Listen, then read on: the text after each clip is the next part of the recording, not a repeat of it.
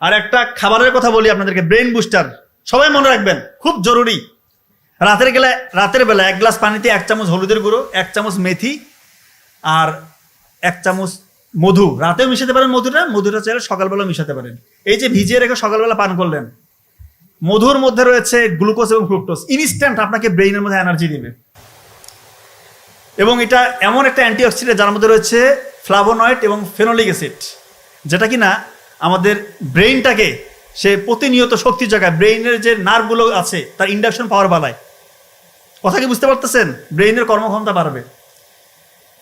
হলুদের গুঁড়ো, এটা একটা অ্যান্টি ইনফ্লামেটরি এজেন্ট, এটা আমাদের ব্রেইনটাকে সুরক্ষা দেয়, নিউরনগুলোকে সাপোর্ট দেয়, নিউরনকে ধ্বংসের হাত থেকে রক্ষা করে। এবং BDNF, brain drive neurotrophic factor, এইটা রয়েছে, এটা এক ধরনের প্রোটিন, এটা রয়েছে হলুদের গুঁড়োর মধ্যে। এইটা যখন বেশি বেশি তৈরি হবে আপনার শরীরের মধ্যে, তখন নতুন নতুন নিউরন তৈরি হবে, আপনার ব্রেইনের কর্মক্ষমতা অটোমেটিক বাড়বে ইনশাআল্লাহ। এবং মেথি, এটা দীর্ঘ সময় ধরে ধীরে ধীরে যতটুকু আপনার প্রয়োজন ততটুকু করে গ্লুকোজ আপনার ব্রেইনে সাপ্লাই দিবে। তার মানে এইটা যদি একসাথে আপনি খান, আপনার ব্রেইনের ক্ষমতা অন্যদের থেকে বহুগুণ ইনশাআল্লাহ বেড়ে যাবে। প্রতিদিন সকালে এটা খাওয়ার চেষ্টা করবেন, রাতে ভিজিয়ে রেখে সকালে খাবেন। কথা ক্লিয়ার? আল্লাহ কৃতজ্ঞতা প্রকাশ। সর্বশেষ কথা বলে শেষ করব। আল্লাহ তাআলা সূরা লোকমানে বলেছেন, বাবা মার মর্যাদাটা কিরকম সেটা একটু শুনেন। যে শিরক তো সব থেকে বড় জুলুম। তো বলতেছে, তোমাদের বাবা মা যদি তোমাদেরকে শিরক করতে বলে, অর্থাৎ আমার সাথে কাউকে শরীক করতে বলে, সব থেকে ঘৃণিত অপরাধ যেটা, এটা যদি করতে বলে তোমার বাবা মা, তুমি তোমার বাবা মাকে এক্ষেত্রে ভদ্রভাবে অমান্য করবে, তাদের কথাটা মানবা না, কিন্তু তাদের সাথে সদাচরণ করতে হবে, ভালো ব্যবহার করতে হবে, তাদের দেখভাল করতে হবে, এবং তাদের মৃত্যুর আগ পর্যন্ত তাদেরকে ছেড়ে চলে যাওয়া যাবে না, তাদের দেখভালটা করতে হবে। চিন্তা করেন, আমাদের কোনো বাবা মাকে এরকম বলে যে আল্লাহর সাথে শিরক করার জন্য? এটা তো বলে না। তা আর কোনো কথা আছে? শিরক করতে বললেও তাদের সাথে উফ শব্দটা করা যাবে না, খারাপ ব্যবহার করা যাবে না। তা আমাদের বাবা মা তো আমাদেরকে জীবনের থেকে বেশি ভালোবাসে, সেই বাবা মার সাথে আমরা কি আচরণ করি? অনেকেই করি না। এটা করবেন না। মা বাবার দোয়া নিবেন, দোয়া আসলে মন থেকে আসে, চাইতে হয় না। আপনার অ্যাক্টিভিটিসে বলে দিবে আপনার জন্য আপনার মা বাবা, দোয়াটা অটোমেটিক চলে আসবে। চোখের পানি ফেলে দোয়া করবে।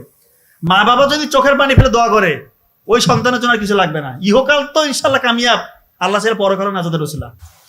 আমার মতো স্টুডেন্ট, আমার বড় ভাই বোন আলহামদুলিল্লাহ যথেষ্ট মেরিটোরিয়াস, ওরা যখন BCS ক্যাডার হয়ে গেল, আমার অবস্থা তো একটু নাজুক, মেধাশক্তি অত ভালো না। আমার মা শুধু দোয়া করে যে আল্লাহ, এই 2 সন্তান তো BCS ক্যাডার হয়ে গেছে, এ যদি না হয়, এর মনের ভিতরে কি হতাশা কাজ করবে। শুধু দিনরাত দোয়া যে আল্লাহ ওকে নিরাশ করো না। চোখের পানি ফেলে দোয়া করতো। তো BCS এ যখন ভাইবা গেলাম, ভাইবা পরীক্ষা দিতে, যেগুলো আমি পড়েছি আল্লাহর রহমতে ওগুলো আমাকে ধরেছে। এইটা তো একটা মিরাকেল। BCS ভাইবা থেকে প্রশ্ন কমার পরে স্কোপ আছে নাকি? কোথা থেকে ধরবে? কোনো ঠিক ঠিকানা আছে? আমিও আল্লাহর কাছে চাইছি, আল্লাহ আমি যেগুলো থেকে পড়তেছি ওগুলো থেকে যেন আমাকে ধরে। সংবিধানটা আমি খুব ভালো পারতাম, সংবিধান থেকে আমাকে প্রশ্ন করতে আমি তো পটাপট উত্তর দিচ্ছি। ওরা তো বলতেছে রে বাবা রে বাবা, কি ব্যাপার, সংবিধানের কোন অনুচ্ছেদে কি আছে না আছে একদম পটাপট বলে দিচ্ছি। বলতেছে বাবা, তোমাকে যদি পোস্টিং দেই, তুমি একটা খারাপ সিচুয়েশন হলে কিভাবে হ্যান্ডেল করবে? আমি তো তখনই বুঝে গেছি আমার চাকরি হয়ে গেছে।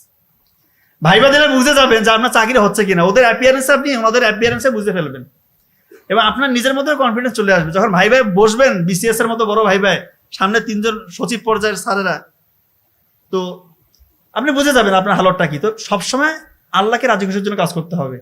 আমরা যে কোনো কাজ করতে গেলে, সত্যি বলছি, নফল নামাজ পড়ে, এটা আমাদের মা শিখিয়ে দিত। বিপদ হোক, ছোটখাটো পরীক্ষা হোক, কোনো প্রোগ্রাম হোক, যে কোনো ক্ষেত্রে আমাদের মা একটা কথা বলতো, নফল নামাজ পড়ে যাও বাবা, সেজদায় যাও, সেজদায় গিয়ে আল্লাহকে বলে, আল্লাহ সহজ করে দেবে। এবং এটা হচ্ছে আলহামদুলিল্লাহ। নাও যদি হয় তারপরে করতে হবে। এবং এটা প্র্যাকটিক্যাল। দেখেন, গ্রামের মতো জায়গায় যেখানে মানে BCS ক্যাডার হচ্ছে ওই সময় স্বপ্নের মতো, সেই জায়গা থেকে একই বাড়িতে 3 ভাই বোন 3 জনের BCS ক্যাডার। এটা আমি কিন্তু আত্মপ্রচারণা করতেছি না, দয়া করে এটা ওইভাবে নেবেন না। আমি জাস্ট ব্যাপারটা বলছি যে আল্লাহর উপর যদি কেউ ভরসা করে, তাহলে তার অবস্থাটা কি হইতে পারে। তার ক্ষতি নাই, দুনিয়াও ইনশাল্লাহ কামিয়াব, সফল, পরকালও সফল।